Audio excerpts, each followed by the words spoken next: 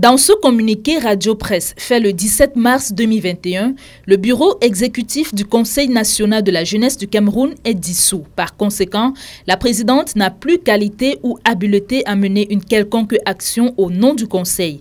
Rendu au siège de l'institution ce vendredi matin, il n'en est rien. Ce communiqué n'est juste qu'un fait communiqué un tract qui était mis dans les réseaux sociaux par un imposteur qui a soi-disant tenu une assemblée générale. L'article 19 du statut du Conseil national de la jeunesse du Cameroun et l'article 19, alinéa 9 du règlement intérieur stipule clairement, pour ce qui est de l'article 9 du statut, que l'Assemblée générale ne peut être convoquée que par 3 personnes, notamment le ministre de la Jeunesse et de l'Éducation civique, qui est ministre de tutelle du CNJC, le président en exercice du Conseil national de la jeunesse du Cameroun, et la troisième entité sont les 2 tiers. Cette circulaire relève donc de la distraction. Et la preuve pour prouver encore que ce tract est le fruit d'une imposture très avérée, il y a eu un disclaimer de la part d'abord des membres du bureau exécutif national qui ne se reconnaissent pas dans ces communiqués signés par les différents cabinets d'avocats et d'ailleurs qui ont fait une déclaration invitant ces différents cabinets d'avocats de prendre un communiqué en retirant leur nom. Il y a les présidents régionaux, il y a certains jeunes du CNJC qui ont commencé déjà à s'insurger face à cette situation qui n'est pas d'augure à rehausser l'image de l'instance fêtière du mouvement et association de jeunesse. Hautement accordé par le ministre de la Jeunesse et de l'Éducation civique, Mounouna Fotso, la réunion que préside Fadimatou Iyawa se tient à la veille de fin de mandat avec pour objectif, entre autres, la préparation d'une assemblée générale. Nous voulons préciser qu'il s'agit d'une concertation qui est dans notre plan d'action. Elle est régulièrement programmée. Chaque année, en début de mandature, nous réunissons l'ensemble des membres du bureau exécutif national et les présidents des bureaux exécutifs régionaux. Donc il est question que nous nous concertons, que nous essayons de tabler sur un ensemble de questions en cours au sein du Conseil national de la jeunesse. Les recommandations aux assises de ce 19 mars seront soumises au ministre de tutelle.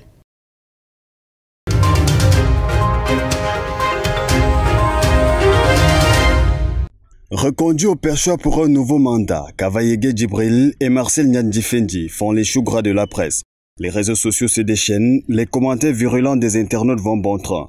Excédés par la routine visiblement, l'émergence sort un titre lassé, toujours les mêmes, non loin de celui du quotidien bleu, Le Jour, encore eux.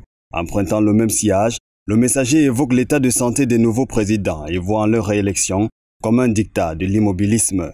Si le quotidien gouvernemental, Cameroun Tribune ne fait pas mieux que de donner l'information, l'indépendant, dans un ton libre, parle du triomphe de la gérontocratie.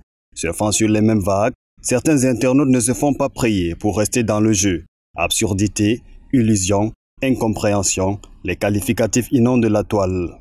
La jeunesse sous les teignoirs, encore comme toujours sur le banc des observateurs. Les activistes ont aussi donné les leurs pour le maintien de Nyandifendi et Kavaye au perchoir. Pour eux, c'est tout simplement un déphasage générationnel, loin de la transition parfois évoquée à travers des propos pompeux. Réalité Plus tranche les débats dans un registre propre au journal. Sa cible, un activiste bien connu dans la place avec des positions tout aussi pressantes.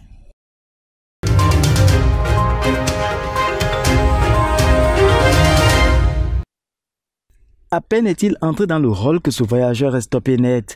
Nous sommes à l'agence de voyage Finex à Douala et l'entrée est balisée. C'est comme un exode dans le terminal d'arrivée et nombreux sont-ils qui, sur le point de départ, découvrent ce 19 mars 2021 la suspension des activités dans l'agence, le temps d'une journée tant l'heure est au deuil. Félix Etunzi n'est plus.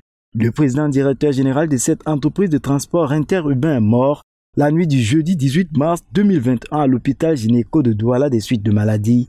Des voyageurs surpris par la nouvelle expriment des sentiments empreints à la fois de désagrément et de compassion. Ça me fait bizarre parce que mon programme, j'avais déjà un programme arrêté que 13 heures, je devais prendre le prestige de 13 heures. Sur les lieux, outre les voyageurs renvoyés, quelques employés dépités qui déambulent, certains n'ayant appris la nouvelle qu'au lieu de travail. Je me suis levé ce matin et c'est de là où j'ai trouvé qu'il faut fermer. Du défunt, l'homme garde le souvenir d'un homme bon. Il était pour moi quelqu'un de très juste. Quand il prend une décision, elle est souveraine. En guise de rappel, Félix Etoundi, qui était aussi conseiller régional dans le Sud, est parti du transport clandestin pour être par la suite une des têtes de proue du transport interurbain.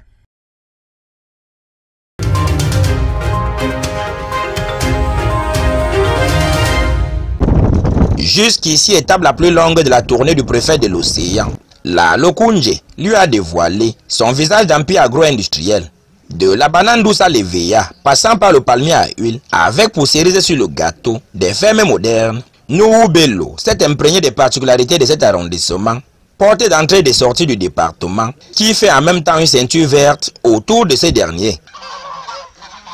Désormais une base arrière stratégique sur le plan foncier des grands projets, à l'instar du complexe industrialo-portuaire ou de la décharge d'ordures ménagères et industrielles, l'arbre qui cache la forêt sera abattu par le maire Vandelin Koa. Le constat est assez désolant. Les opérations sont au bénéfice de l'intérêt privé. Une multitude de concessions, des matriculations fantaisistes et spectaculaires ont fini par hypothéquer l'avenir des œuvres d'intérêt public. Plus grave, les lois et règlements en vigueur dans le domaine du foncier sont empiétés. Des lois pourtant claires selon ces illustrations. Toute opération de lotissement privé est conditionnée par la délivrance préalable d'une autorisation de loti signée du maire. Plaidoyer bien accueilli par le préfet, dont les collaborateurs étaient à chaque fois sollicités pour faire la lumière, à défaut qu'ils s'en saisissent personnellement pour traitement dans des instances plus appropriées. L'attention des populations sera attirée sur l'éducation, la sécurité, la santé et la gestion des terres. Nous devrons préserver la terre parce que c'est une ressource qui ne se renouvelle pas. Nous assistons ici de plus en plus à des doubles, des triples, pourquoi pas des multiples ventes. Des cas de dénonciation science tenante viendront confirmer. Même le président de la République ne peut pas donner 2000 hectares à un individu. C'est ce qui se passe donc à Viginadu, au Carrefour. La terre devenue le nerf de la guerre, un homme averti en vaut deux.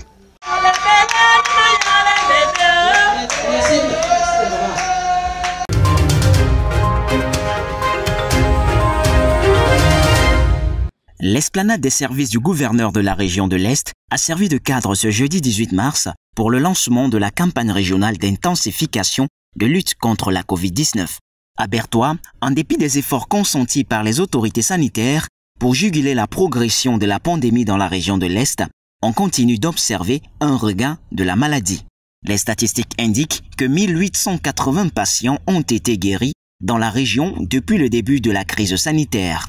Mais, en l'espace d'une semaine, 342 nouveaux cas, dont 4 décès et 86 personnes guéries, ont été enregistrés à la date du 16 mars 2021.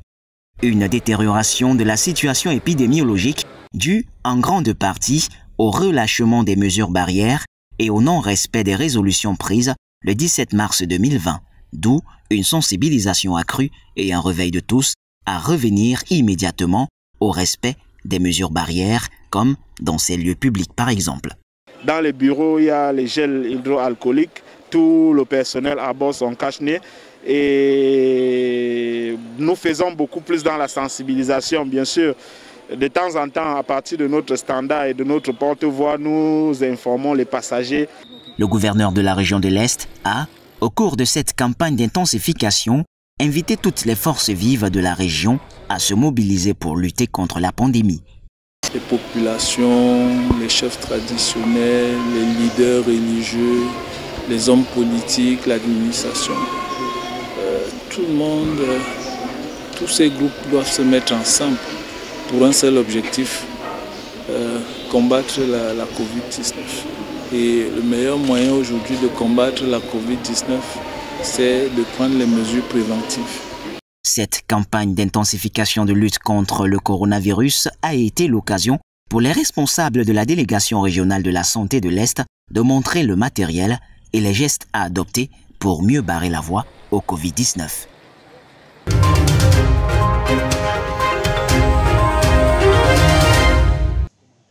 Cette action qui n'a pas échappé à l'œil du reporter a marqué mercredi le lancement de la première journée portes ouvertes du centre de formation au métier de Nkongsamba. Sous la houlette du sous-préfet du 2e arrondissement Youfedi Hamid, cet événement couplé à la bourse de l'emploi est placé sous le thème « Formation professionnelle de qualité et opportunités d'emploi pour une meilleure insertion socio-économique locale.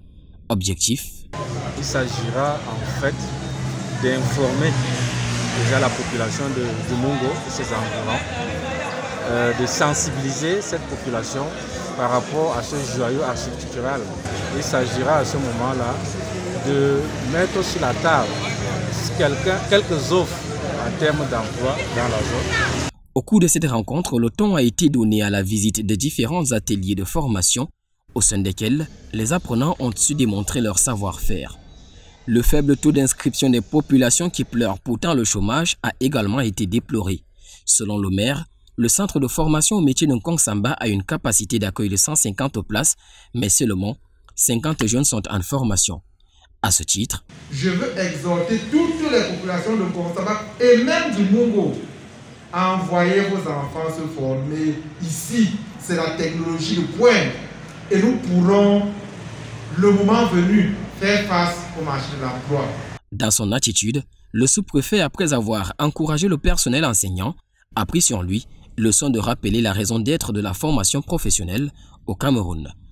Comme vous le savez tous, notre émergence tant souhaitée à l'horizon 2035 passera nécessairement par la maîtrise des sciences et techniques, gage de la promotion de l'auto-emploi.